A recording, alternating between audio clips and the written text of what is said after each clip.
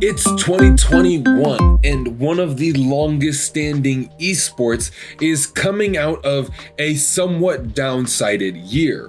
2020 was not Dota 2's best year. Due to the COVID-19 global pandemic, every big LAN tournament, including the entire DPC and the International, was postponed. Therefore, teams had no other option but to play online.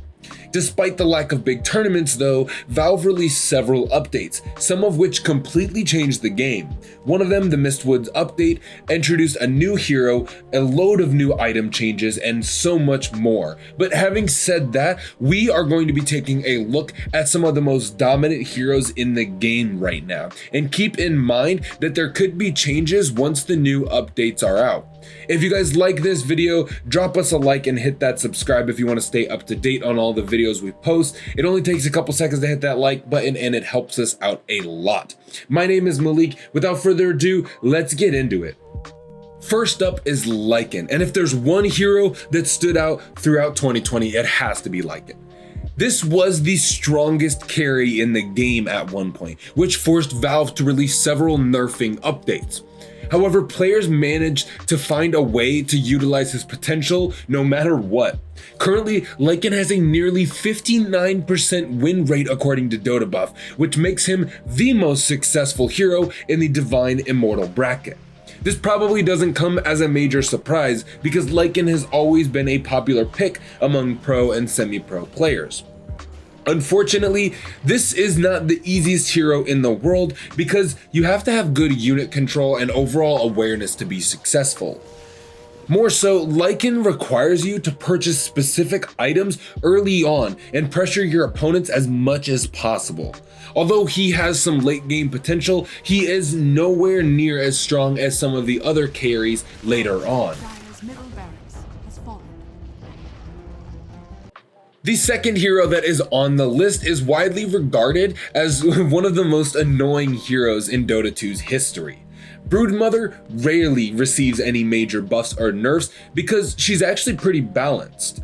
What makes her a force to be reckoned with is the fact that she can completely rip through most heroes in the mid lane. Broodmother is one of the best snowballing heroes in the game. This means that once she gets a few items, she quickly becomes really powerful. However, you have to have excellent unit control in order to be dominant with this hero. On top of all of that, Broodmother is always last picked because she can be easily countered with other various heroes such as Legion Commander and Earthshaker.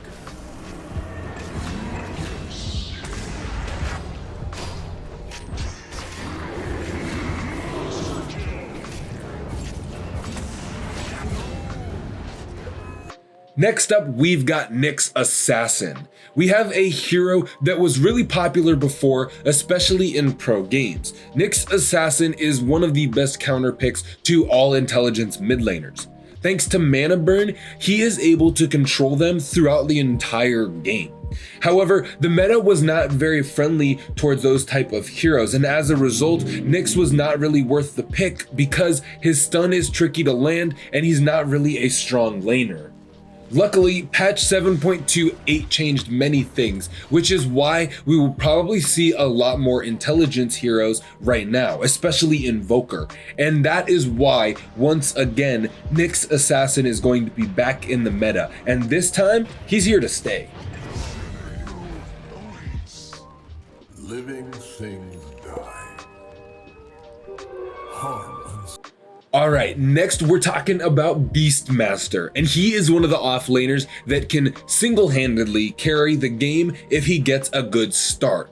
Due to his skill, he is able to lane pretty well against almost any matchup.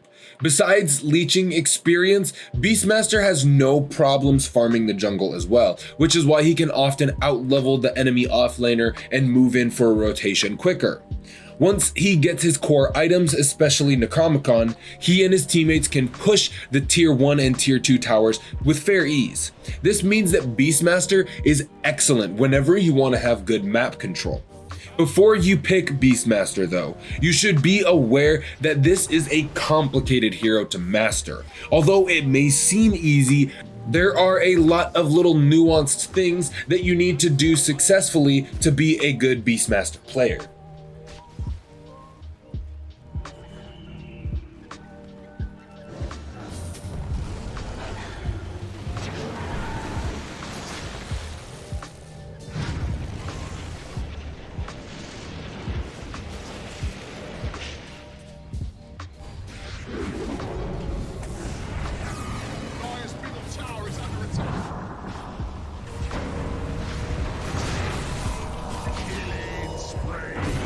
If you're the 1v1 me type, Razor is the hero for you. Look, Razor is one of the strongest 1v1 heroes in Dota 2.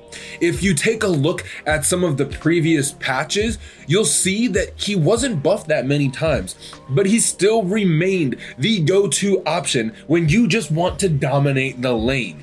The reason why Razor is so strong is because of his static link. This spell allows him to steal damage from the enemy hero and use it to his advantage. As a result, laning versus him can be extremely difficult, especially for melee heroes. Look, this hero is one of the best cores for mid-game matchups. I don't care what anyone else says. One of the major downsides to Razor is that he requires a lot of items to reach that god tier level. Most players that pick up Razor buy items that allow him to participate in team fights all the time, so needless to say, this is the only reason why he's really not the strongest hero in the game. If he doesn't have the proper items, he completely falls flat and, well, you're useless to the rest of your team.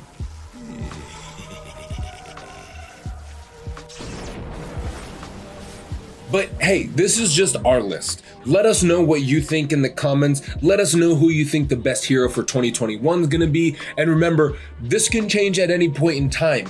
With the upcoming patches, we could see some major hero changes.